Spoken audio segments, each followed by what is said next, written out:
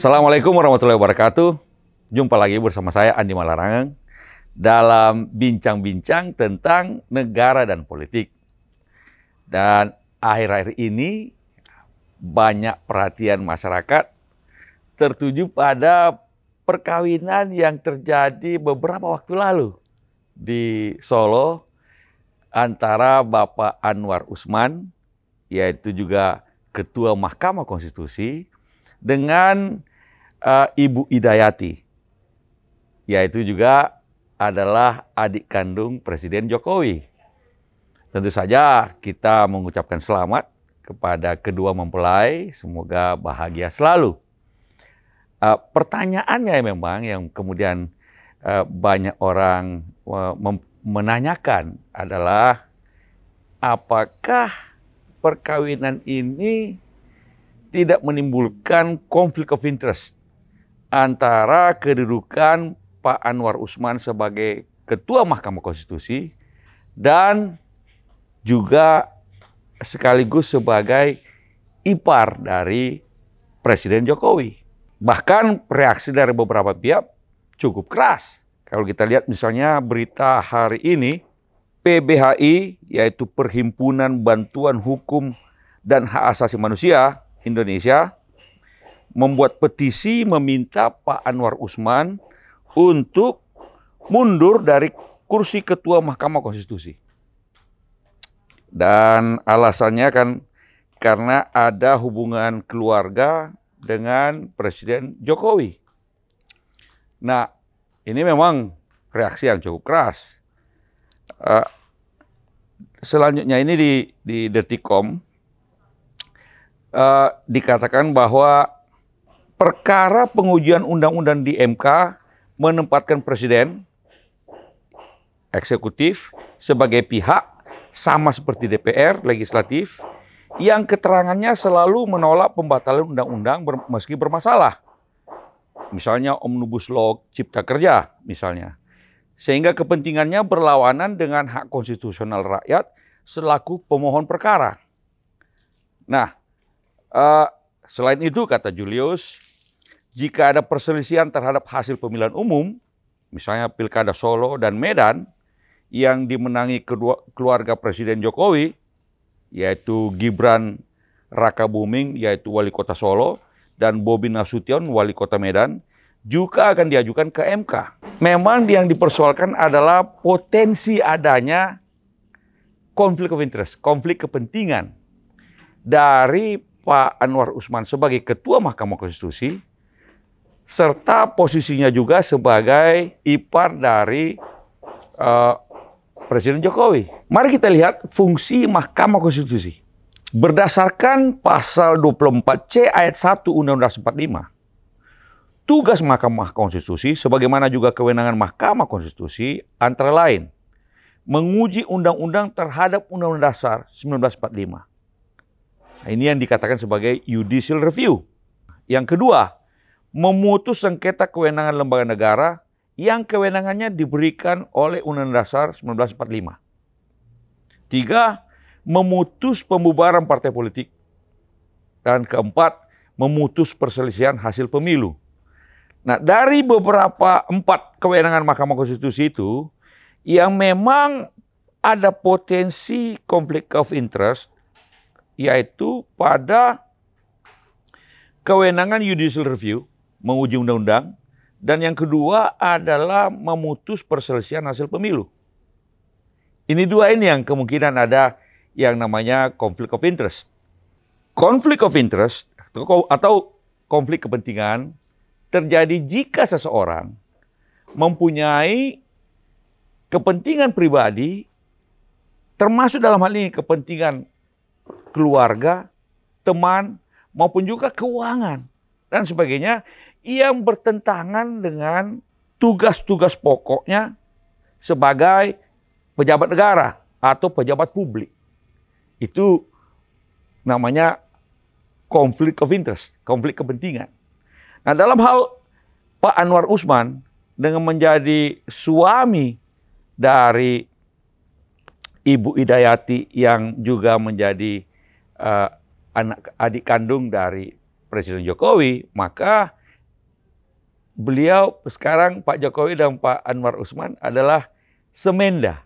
PBHI juga kemudian juga mengutip dalam tuntutannya itu mengutip pasal 17 ayat 4 Undang-Undang Nomor 48 Tahun 2009 tentang kekuasaan kehakiman yang menegaskan bahwa ketua majelis, hakim anggota, jaksa atau panitera wajib mengundurkan diri dari persidangan apabila terikat hubungan keluarga saudara atau semenda sampai derajat ketiga, atau hubungan suami atau istri meskipun telah bercerai dengan pihak yang diadili atau advokat. PBHI dengan demikian mengatakan bahwa Undang-Undang Kehakiman sendiri telah menegaskan bahwa kalau ada hubungan semenda, hakim atau jaksa wajib mengundurkan diri dari persidangan. Nah, karena itu dia PBHI meminta Pak Anwar Usman untuk mengundurkan diri. Nah, saya sendiri berpikir kalau itu mungkin tuntutan yang maksimal. Tapi dalam Undang-Undang Kehakiman itu dikatakan mengundurkan diri dari persidangan, bukan mengundurkan diri dari jabatannya sebagai hakim.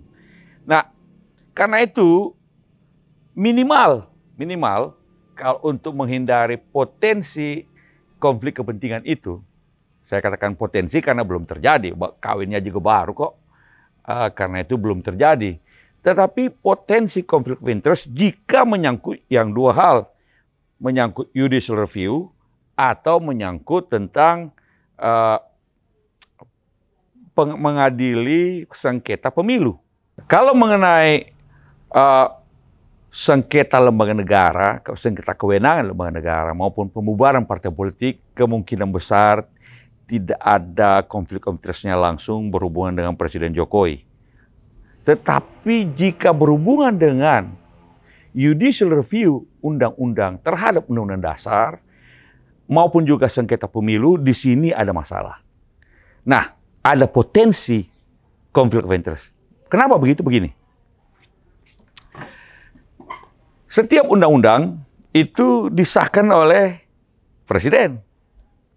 Atau pembentukan undang-undang itu adalah atas persetujuan DPR bersama-sama dengan pemerintah. Dalam hal ini tanda tangannya adalah Presiden, kepala pemerintahan adalah Presiden.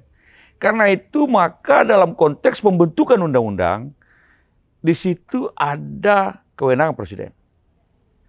Yang kemudian jika seorang warga negara atau kelompok dari warga negara kemudian melakukan judicial review terhadap sebuah undang-undang yang ditandatangani oleh Presiden atau bahkan diusulkan oleh Presiden. Jadi Presiden punya hak untuk mengusulkan, hak inisiatif Presiden juga untuk mengusulkan undang-undang kepada DPR. Itulah sebabnya undang-undang itu diiringi dengan surpres, surat Presiden, surat pengantar dari Presiden terhadap usulan pembentukan undang-undang. Nah, bayangkan kalau undang-undang tersebut diajukan ke Mahkamah Konstitusi. Maka Ketua Mahkamah Konstitusi harus mengadili sebuah undang-undang yang iparnya ikut buat atau menginisiasi atau menyetujui dengan menandatangani undang-undang tersebut. Dan kemudian tentu saja pemerintah ketika sebuah undang-undang itu di judicial review, pemerintah juga kemudian dipanggil menjadi saksi membela undang-undang tersebut. Karena biasanya undang-undang itu kalau di judicial review ada pasal-pasal atau keseluruhan dari undang-undang itu oleh seorang warga negara atau sekelompok warga negara diminta untuk dibatalkan oleh Mahkamah Konstitusi. Nah, kedudukan Pak Anwar Usman menjadi ada potensi konflik of interest ketika dia harus membatalkan atau tidak membatalkan keputusan dari iparnya, inisiatif dari iparnya, atau undang-undang yang dengan persetujuan iparnya sendiri. Inilah dalam konteks hubungan semenda. Bisa saja orang mengatakan bahwa bagaimana kalau undang-undang itu kan tidak ditandatangani oleh Presiden Jokowi, kan mungkin sudah ditandatangani oleh presiden-presiden sebelumnya. Bisa saja, tapi ini adalah tetap saja keputusan lembaga, sehingga pemerintah yang ada sekarang ini juga tetap harus membelanya di pengadilan Mahkamah Konstitusi. Bisa saja orang mengatakan kalau begitu kita pilih-pilih aja juga mana undang-undang yang dipilih oleh mana undang-undang yang ditandatangani oleh Presiden Jokowi, mana yang bukan. Tapi yang jelas kalau yang ditandatangani Presiden Jokowi misalnya Undang-Undang Cipta Kerja, Omnibus Law itu, Undang-Undang Pertambangan, Undang-Undang apa lagi, yang selama Presiden Jokowi inilah. Jelas kalau ada orang, dan sekarang sudah ada tuntutan terhadap undang-undang misalnya Omnibus Law yang ditandatangani oleh Presiden Jokowi kepada Mahkamah Konstitusi yang diketuai oleh Pak Anwar Usman yang juga notabene adalah iparnya Presiden Jokowi. Di sini menimbulkan konflik of interest. Paling tidak potensi konflik of interest. Nah, dalam kalau kita lihat undang-undang kehakiman tadi, maka dalam persidangan-persidangan itu Pak Anwar Usman sebagai ketua Mahkamah Konstitusi harus mengundurkan diri dalam persidangan itu. Tidak ikut campur. Dalam bahasa Inggris namanya recuse. Namanya recusal. Jadi juga begitu. Jadi kalau di Supreme Court juga di Amerika, kalau ada hakim Supreme Court yang kemudian merasa ada konflik of interest, misalnya ada tuntutan tentang sebuah perusahaan yang dimana dia juga punya saham karena beli di pasar modal, maka dia wajib untuk recuse himself atau herself. Dia mengundurkan diri dari persidangan dan tidak ikut campur dalam pembahasan maupun voting terhadap perkara tersebut di Mahkamah Konstitusi. Ataupun juga jika ada hal-hal yang patut diduga terjadi konflik of interest, maka dia melakukan recusal. Nah, kira-kira sama juga kita mengundurkan diri dari persidangan, tidak ikut campur dalam persidangan, maupun juga tidak ikut dalam penentuan apakah perkara ini diterima atau tidak, ditolak sebagian atau seluruhnya, dan sebagainya. Yang kedua juga yang bisa menimbulkan konflik of interest adalah sengketa pemilu, termasuk dalam hal ini pilkada. Kalau Pemilu, mungkin Pak Jokowi tidak akan ikut lagi pemilu presiden, sehingga untuk pemilu presiden rasanya Pak Jokowi tidak ada konflik of interest-nya. Mungkin pemilu legislatif, kalau Pak Jokowi tidak ikut dalam pemilu legislatif, mungkin juga tidak ada potensi konflik of interest. Tapi untuk pilkada, karena kebetulan putranya Presiden Jokowi juga adalah wali kota Solo, menantu dari Presiden Jokowi juga adalah wali kota Medan. Nah, kalau kedua-dua ini, putra dan menantu, ikut pilkada 2024, lalu kemudian ada sengketa pemilu, dalam hal ini pilkada, di Solo dan di Medan, lalu diajukan ke Mahkamah Konstitusi, maka Pak Anwar Usman berada dalam posisi yang punya potensi konflik of interest. Karena hubungan semenda, hubungan kekeluargaan berdasarkan perkawinan. Nah, pada posisi itu, Pak Anwar Usman juga wajib untuk recuse himself atau mengundurkan diri dari persidangan. Itu saya tidak sejauh melakukan seperti PBHI, tetapi yang jelas mengundurkan diri dari persidangan. Tetapi kalau saya cuma pikir-pikir, dua dari fungsi itu punya dari 4 fungsi Mahkamah Konstitusi, 2 Pak Anwar Usman. Yang pertama soal judicial review tidak mungkin ikut persidangan. Lalu kalau sengketa pilkada, kalau menyangkut Medan dan Solo, Pak Anwar Usman juga tidak bisa ikut persidangan. Jadi persidangan yang bisa diikuti oleh Pak Anwar Usman kemungkinan hanya menyangkut sengketa antar lembaga negara kewenangan lembaga negara yang jarang sekali terjadi. Kemudian pembubaran partai politik yang juga jarang sekali terjadi. Nah, silakan Pak Anwar Usman menimbang-nimbang apakah dalam situasi semacam itu masih efektif sebagai Ketua Mahkamah Konstitusi atau tidak. Terpulang kepada beliau. Ya, karena dari 4 fungsi itu 2 yang leluasa dilakukannya hampir jarang sekali terjadi. 2 yang sering terjadi yang menjadi fungsi Mahkamah Konstitusi, ini yang ada masalah yang bisa menimbulkan konflik of interest.